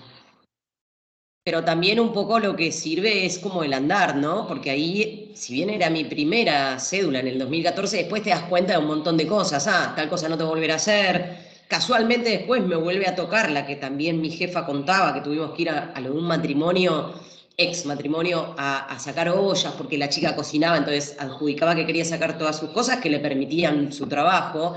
Entonces ahí fui con policía, como que obviamente también esto puede pasarle tanto a una mujer como a mis compañeros, ¿no? Mis compañeros también han sufrido diferentes situaciones de violencia y tuvimos que frenarlas, pero bueno, a mí me parece que la mayor experiencia, hasta, viste, en un punto suena mal, pero esa experiencia que me pasó la primera vez, el primer día que iba a hacer una notificación, dije, bueno, no, espera, hay que pensar mucho más antes de ir a hacer un traslado de demanda, un divorcio, además, era que, ¿qué me iba a imaginar que iba a pasar? Pero terrible fue. Entonces a mí como que eso me marcó y a partir de ahí dije, bueno, ahora hay que pensar cada cosa, ¿no? Quería un poco aclarar eso, que también quizás yo recién empezaba, me faltaba como experiencia. Gracias, Malena. Y está como súper interesante el ejemplo que traes, porque algunas veces como nos quedamos encasilladas en que este tipo de situaciones o reacciones se dan en los procesos de violencia, que también ahí quizás es el diálogo entre causas, quizás hay causas de divorcios o regímenes de tenencia, de visitas de niños, niñas o cuestiones de alimentos, que el trasfondo de esas situaciones son quizás situaciones de violencia, pero lo que ustedes están notificando no es una medida de protección vinculada a la violencia, y entonces esa desinformación, digamos, en los procesos de violencia, por lo general, la violencia continúa, por ejemplo, en los procesos de alimentos, en los procesos de regímenes de visitas. Entonces también ahí es, bueno, qué diálogo, qué información necesitan ustedes prever, porque quizás, digamos, el resto de las compañeras que están y los compañeros no están pensando a la hora de notificar un divorcio si ahí merecerían como el apoyo de la fuerza pública o no. Digamos, la respuesta como medio natural sería como no para qué, y quizás, digamos, si sea en un marco de una situación de una relación que era violenta, que había antecedentes o lo que sea, hay información que se podría haber tenido antes para poder prevenir ese hecho, ¿no? Que no es siempre el caso, pero es interesante también pensarlo, que no sea solo en las situaciones de denuncia de violencia familiar e intrafamiliar. Sí. Démosle la palabra. A María Claudia. María Claudia.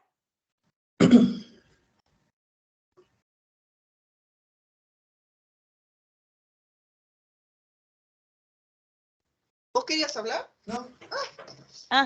Pues está la mano levantada. Y después Gabriela Torrielli. No, gracias, nos quedó la mano levantada, ahí bajo. ¿Y Gabriela? Hola, ¿puedo opinar? Hola. Gabriela, y después, ¿quién más habló? Y está María Natalia. ¿Es de la Oficina de Mandamientos de la Barría? Hola, ¿cómo estás, Gabriela? Bueno, yo soy de la Oficina de Notificaciones de Avellaneda. No soy notificadora ni oficial de justicia, trabajé en un juzgado de familia. Y lo que yo puedo decir que hasta en los juzgados que pasé nunca vi que se hiciera una exclusión mediante cédula, no se lo notifica. Es una manda judicial que se cumple en el día de la fecha y es con el auxilio de la fuerza pública normalmente, y se le dice a la víctima que se dirija a la oficina de notificaciones para hablar con el oficial de justicia para coordinar esa exclusión, para no poner en riesgo a ella, menores o los que convivan en ese domicilio. A veces es muy difícil notificarlo, por ejemplo, no optamos por notificarlo en el lugar de trabajo. para que no se quede sin empleo. Normalmente tratamos de que sea lo más ajeno al trabajo. Sí hay notificaciones que van al ámbito laboral, pero no la exclusión. Y se trata en su momento de preguntarle a la víctima en qué horarios está el agresor, si los chicos van al colegio, ¿no? Para que no esté nadie en el domicilio en ese horario. Y si está ella, normalmente decirle, yo creo lo oportuno sería, por más que el mandamiento va dirigido al agresor, porque a él se lo está excluyendo, es preguntar por la víctima, ¿está fulana? Entonces ahí es donde la víctima sale, si tengo la exclusión acá, salí, y si yo aconsejo a ver, no estoy en la calle, eso sería más oportuno que lo dijeran los que notifican. Pero normalmente lo que sabemos es que en un 80% cuando ven a la policía no se hacen tanto los violentos. Hay muy pocos casos de hombres que ya, o sea, que no hacen caso ni a las órdenes judiciales ni a nada. Pero un 80% cuando ve la fuerza pública se va. O sea, no le queda otra alternativa. Pero bueno, eso es mi opinión. Gracias, Gabriela. María Natalia había pedido la palabra.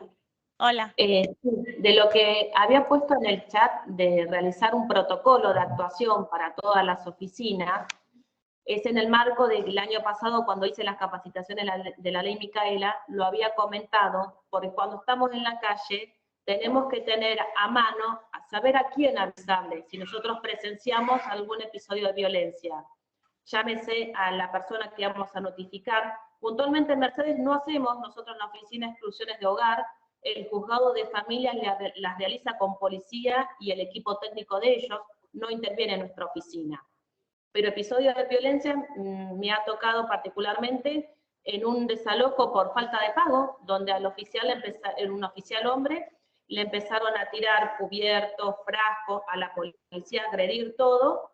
Tuve que bajar para brindar el apoyo y después cuando pude llegar a negociar, se retiró después la persona por sus propios medios, previo a estar más de 2 horas y media sufriendo violencia, tanto la policía como el oficial mío y yo.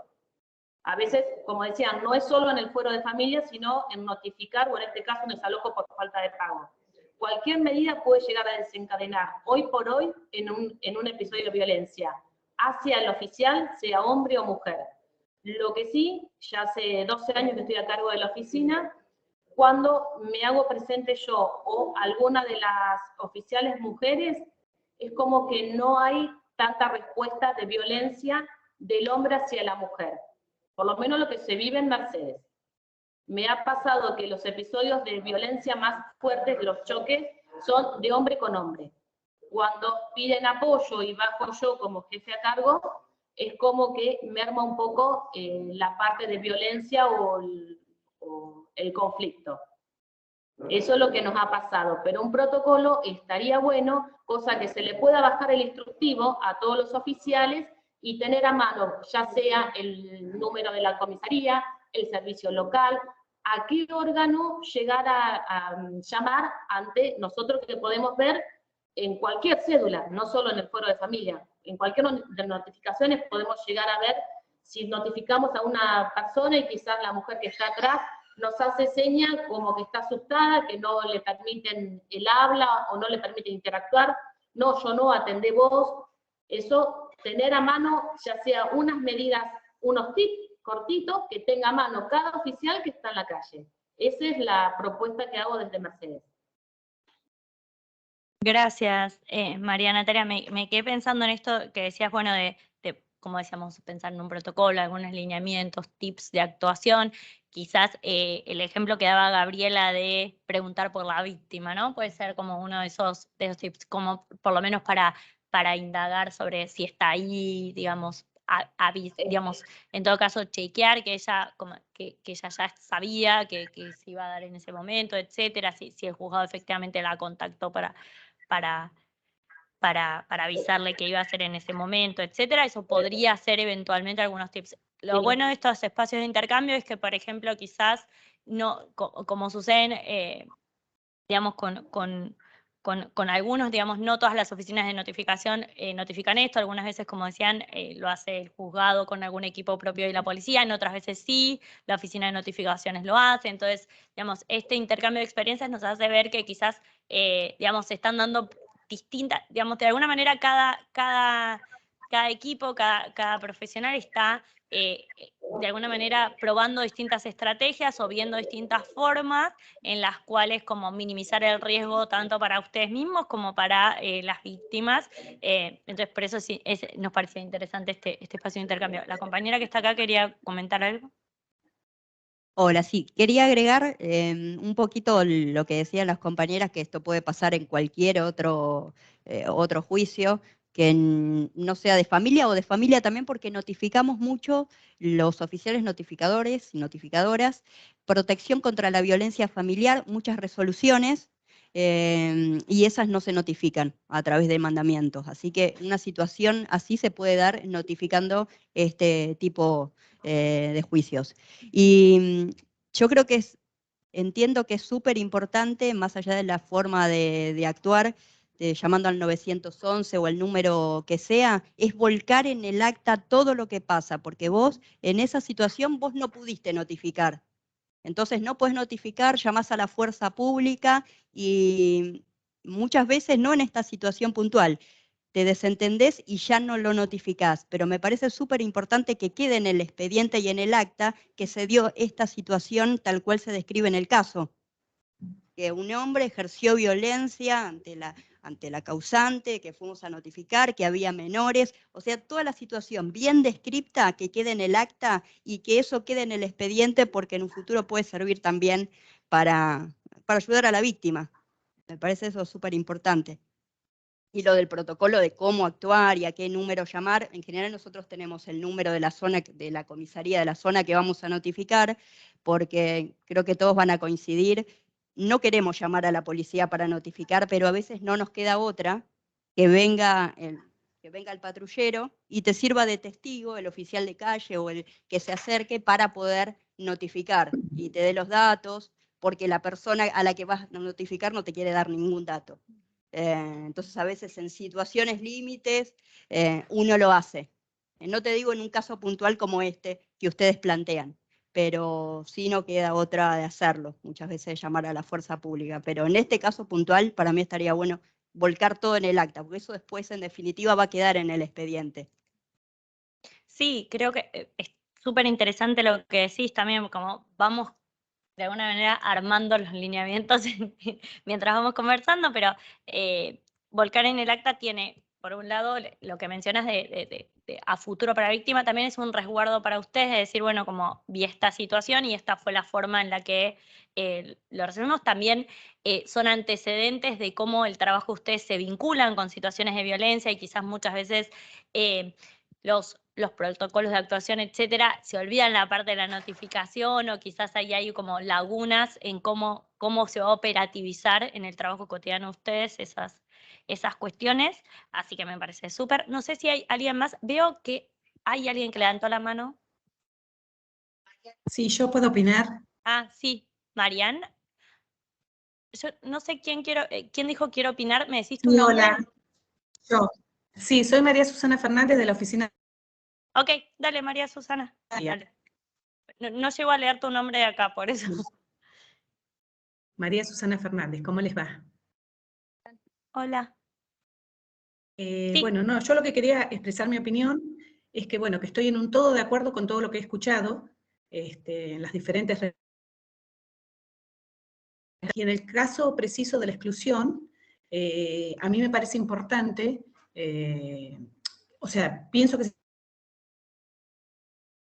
un instrumento que tenga todas las facultades desde el juzgado para poder actuar en el momento. Y no solamente en los casos de exclusión, como dicen todos, se ve violencia, se ve una gran agresividad, sino que también en otras materias. En el transcurso de los años, en la calle tenemos que lidiar con situaciones de violencia y de agresividad. Nosotros estamos en una ciudad del interior de la provincia donde no se ven situaciones extremas, como en Capital o en grandes localidades, pero bien, es importante que en casos de primero mantener un contacto con el juzgado, empaparnos de la situación, porque muchas veces no, y después concurrir con un instrumento que tenga todas las facultades como oficiales de justicia para el auxilio de la fuerza pública y demás. Se ve mucho de violencia, como dije, y de agresividad, no solamente en los casos de exclusiones, como dije, sino inventarios, que se están dando muchos en los casos de disolución de sociedad conyugal, y bueno, otras materias. Yo, en mi humilde opinión, como oficial de justicia y a través de los años, no solamente en la situación de la exclusión, ¿no es cierto? Acá en Olavarría, creo que lo hace la policía, pero compañeros míos lo han hecho en su momento. Lo que hago es un instrumento que, como dije, tiene que tener todas las facultades, pero muchas veces no voy de una con la policía, porque por ahí mecanismos es como que altera más las situaciones, pero sí constato que estén todas las herramientas extremo o de necesidad, poder hacer uso de esas herramientas que me ofrecieron en el instrumento.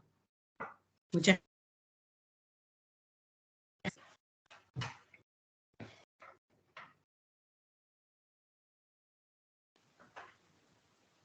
Gracias, María Susana. Por momentos se cortaba, pero creo que pudimos como construir lo que ibas relatando.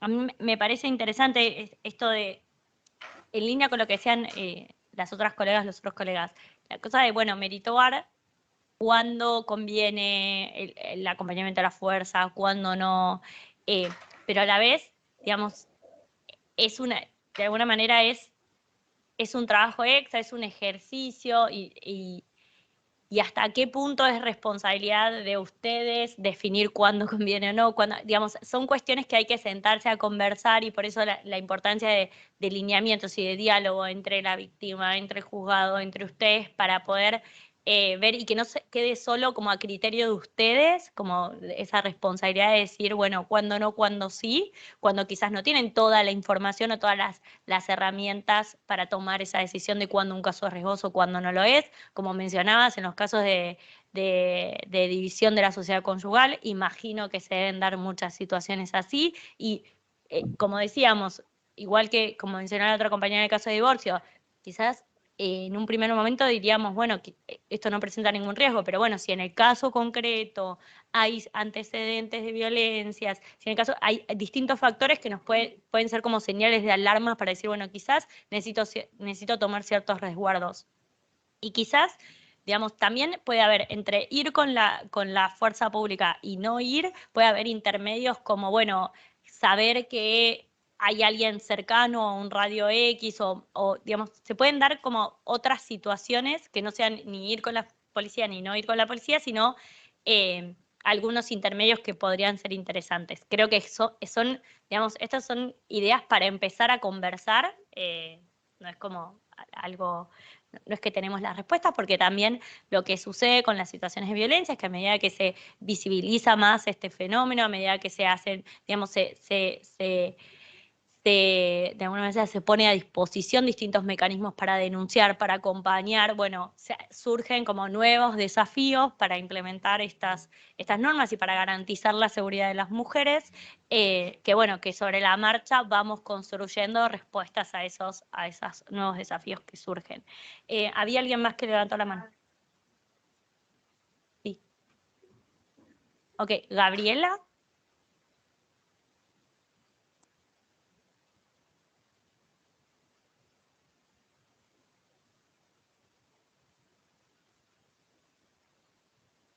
Bueno, María Natalia, ¿querés hablar vos y cualquier cosa, Gabriela? Sí, lo último en base a lo que dijiste, que lo que manejo en los desalojos, entre la duda de si llamar o no a la policía, en el acta combinatoria suelo ir con la gente de calle, que está de civil. Entonces, si bien son policías, no están uniformados, porque a veces la presencia del uniforme lleva al choque. En cambio, al ir trabajando con el equipo de calle, van de civil. Y eso me ha llevado que sea quizás un poco más ameno. Eso es de lo que yo vengo teniendo en las reuniones con policía y lo que he llegado a armar. De no ir de una, a veces con el equipo uniformado, también he tenido que bajar con el equipo de apoyo departamental en desalojo, cuando son conflictivos. He tenido que desalojar un predio donde había más de 80 personas, donde el servicio de patrulla rural hasta nos ha puesto los chalecos antibalas al oficial y a mí. Pero bueno, el acta combinatoria a veces, para evitar el choque de una, vamos con el acompañamiento del grupo de calle, que van de civil. Si bien son policías, de civil. Gracias, María Natalia. De nuevo, como ahí vemos como quizás otras estrategias, que no es ni ir con la policía uniformada, ni, digamos, por eso. Pero esas como hay que construirlas, dependen los casos, y ahí se da esa tensión entre, bueno, no se puede dar quizás una respuesta artesanal a todos los casos, sentarse a tener evaluar, pero digamos, algún intermedio entre no tener ningún análisis de riesgo y entre tener todos los recaudos que tendríamos si tuviéramos más tiempo para nada, sentarnos a pensar sobre cada caso. Gabriela, no sé si ahora estás con tu mano levantada, y puede ser que alguien más había levantado la mano. Ah. Quizás le quedó levantada de antes, o...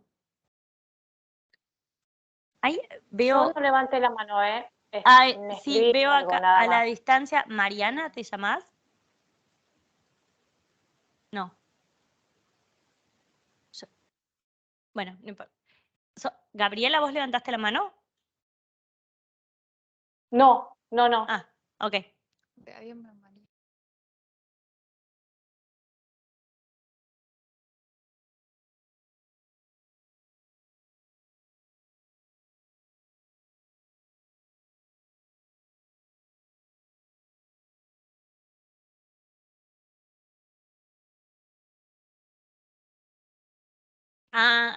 Ok. Bueno, gracias, Mariana. Sí, veía como que aparecía que levantabas la mano, pero no...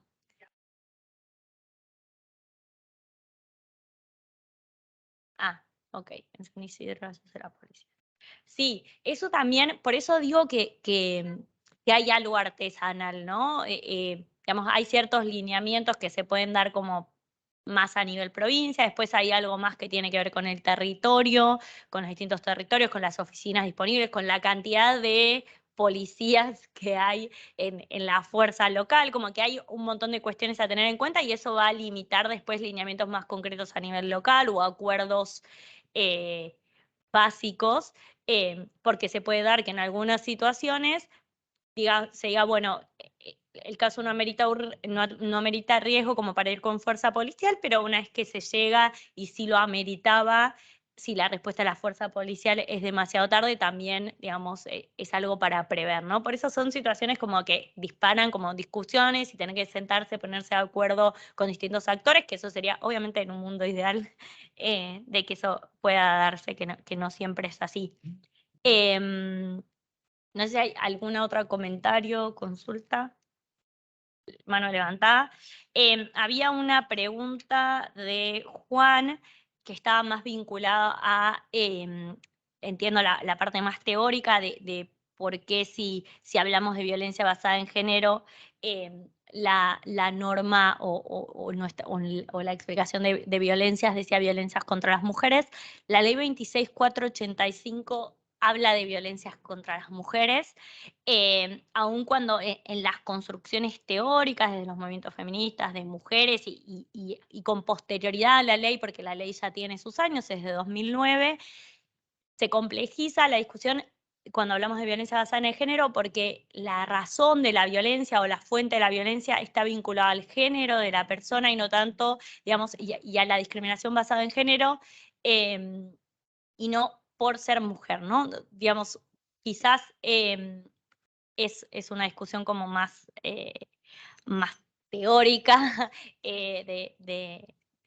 académica, pero en algún punto es, quizás ustedes como oficiales, para llevarlo a algo más concreto que ustedes pueden vivir como oficiales notificadoras, quienes son mujeres, ustedes pueden evaluar cuando hay hechos de violencia que sufren, que están vinculados a que son mujeres oficiales notificadoras, y cuando cualquier oficial notificador, sea varón o sea mujer, podría vivir esa misma situación de violencia, ¿no? Y como creo que ahí podemos como desmenuzar porque es importante enmarcar que la situación de violencia se da por razón del género de la persona, en este caso porque es mujer. No sé si me mareé, si se entiende un poco, podemos, digamos, es una discusión más teórica, pero en lo concreto, cuando hablamos vinculado a lo que dice la ley habla de violencias contra las mujeres, aunque si hoy sancionaríamos la ley, hablaríamos de violencia basada en género.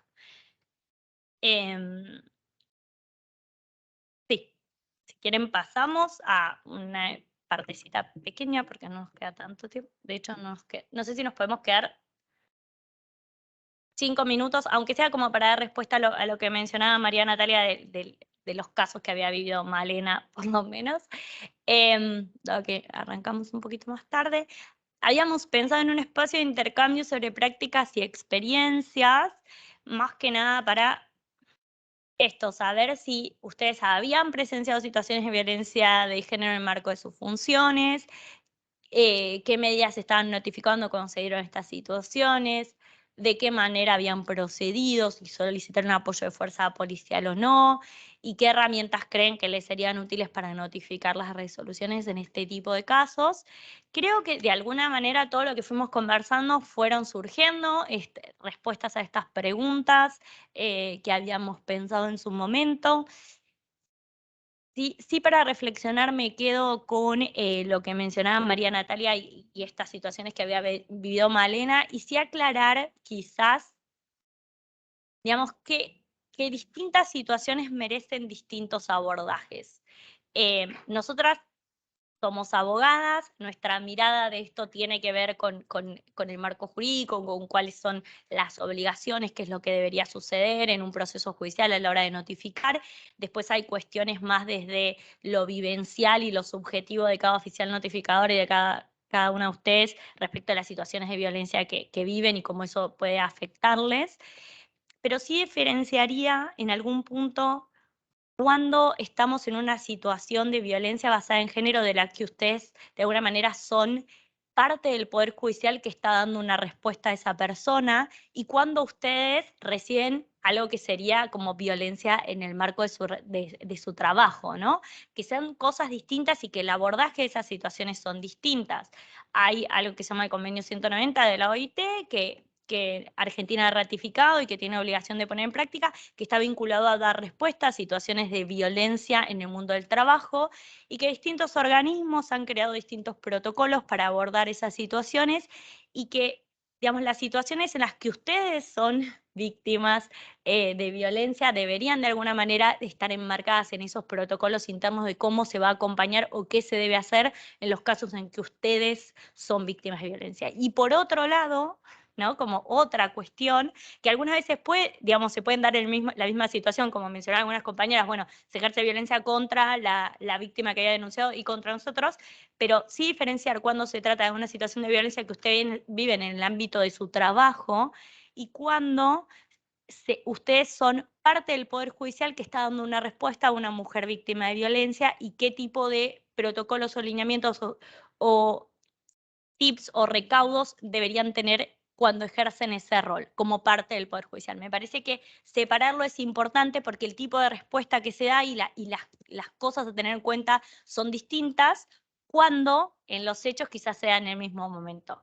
o cuándo, por ejemplo, sería la misma respuesta en el marco de la situación en que ustedes reciben violencia en el ámbito de su trabajo. Capaz que una de las respuestas que podría dar un protocolo sea llamar a la policía, y también en el caso que vivencian una situación como el caso que contábamos, sea llamar a la policía. Pero son dos escenarios o dos cuestiones que son distintas y que es importante separar para poder dar una respuesta que merece cada caso, que son distintos, me parece. No sé si esto le genera alguna reflexión, algún comentario. Nada, quizás podemos abrir como este espacio para ese tipo de reflexiones antes de cerrar el taller. Yo acá no veo si alguien levantó la mano o alguien está comentando algo en el chat, pero...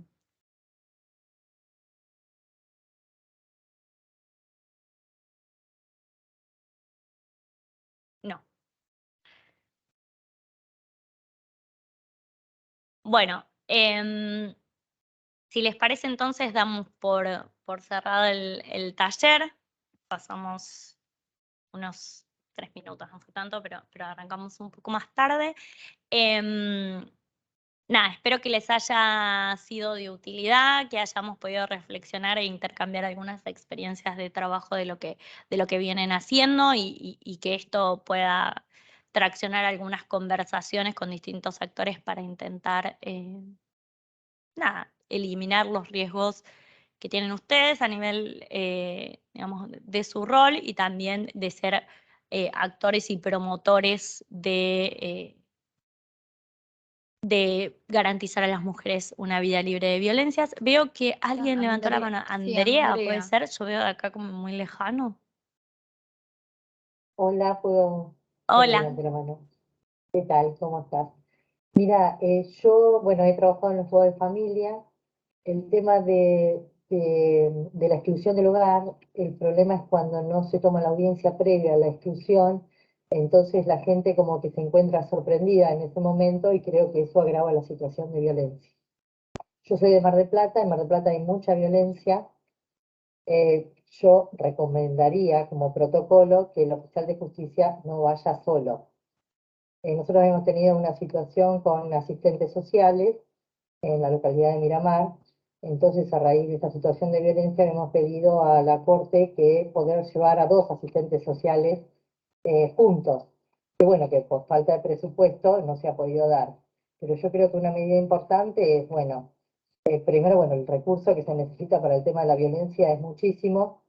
Por eso a veces los juzgados no dan abasto, ¿no? a tomar estas audiencias previas a la exclusión, porque la audiencia previa a la exclusión le da la posibilidad de darle un tiempo, de ver cómo poder solucionar el problema sin necesidad de hacer una exclusión, o sea, que sea algo más consensuado y no tan violento. Y bueno, en último caso, sí dictar la medida en el mismo acto de la audiencia.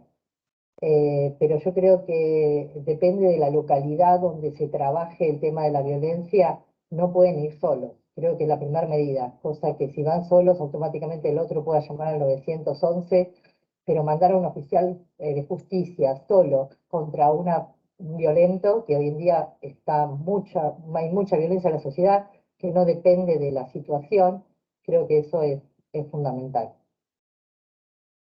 Gracias, Andrea. No. Sí, creo que de alguna manera lo que va surgiendo del intercambio es, bueno, hay cuestiones que sí pueden ser lineamientos más generales y después depende mucho cada territorio, pero decir depende de cada territorio no significa, bueno, medio como ad hoc, o sea, como vamos improvisando, sino que quizás está bueno que en los distintos territorios haya ciertos acuerdos con los actores que van a estar involucrados para garantizar la seguridad para todas las personas y prevenir situaciones de violencia y aumentos de riesgo. Creo que alguien escribió en el chat algo, ¿puede ser? Ah, porque vi ahí un mensaje, pero no lo pude ver.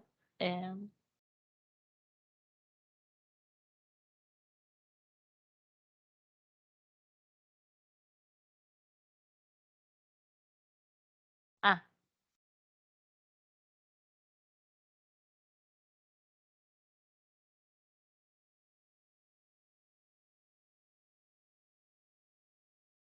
Porque es el Respondiendo a la pregunta del chat de cómo sería el curso, es hoy y la semana que viene a los que les corresponde, ¿verdad? Exacto, así sería. Les va a llegar el mail con la invitación de la videoconferencia. Sí, para aclarar que es el mismo taller para quienes no participaron el día de hoy. No es como una continuación de este, por las dudas. Bueno, nada, eso. Muchísimas gracias por el tiempo, la disposición, por hablar, por sumarse al intercambio. Siempre nos parece útil poder intercambiar y que no quede solo en la parte teórica, que es útil y que les puede servir para enmarcar las discusiones, pero también para construir desde sus propias experiencias y su propio trabajo. Así que bueno, gracias por el tiempo y esperamos que les haya sido de utilidad.